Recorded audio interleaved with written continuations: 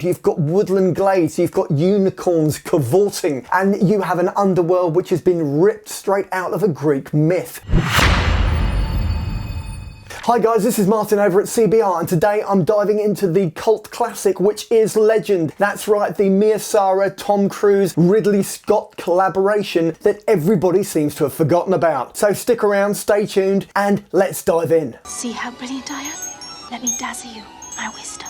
It's much more than wisdom that dazzles me, Lily. So wedged right there between All the Right Moves and Top Gun on the Tom Cruise IMDb page, we've got Legend. That's right, it is one of those rare animals. It's a Tom Cruise flop. Yes, it might look beautiful. It's going to, because this is Ridley Scott in his early years. This is post Blade Runner. This is pre Someone to Watch Over Me. This is a director with an architect's eye who, for the love of God, was given the money to go and make possibly one of the most unique fantasy films you were ever likely to see. He had a German collaborative musical group called Tangerine Dream who created the score. He then had Jerry Goldsmith, who was an Oscar nominee and Oscar winner, step in and do a rescore for the director's cut. This has up to 3 different versions floating around the ether which audiences can enjoy. But the question is, after all this time and running up to its 40th anniversary, is Legend any good? Written by William Hertzberg, the screenwriter behind Angel Heart, that's the Robert De Niro, Mickey Rourke devil detective drama, which was directed by Alan Parker. Legend really is its own unique animal. First and foremost, you have to pay attention to Tim Curry. He is 8'1" in cloven hooves, 13 feet high in total with the horns. It really is a masterful performance in a film which,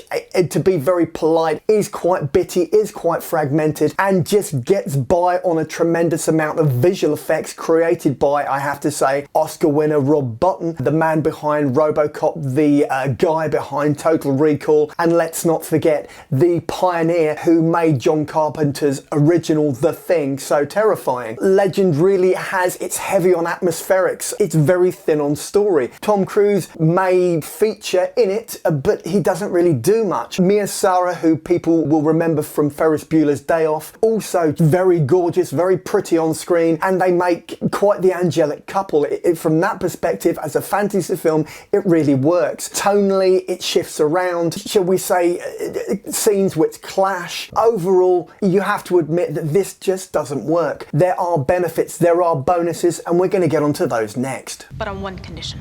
Anything. I want to kill the unicorn.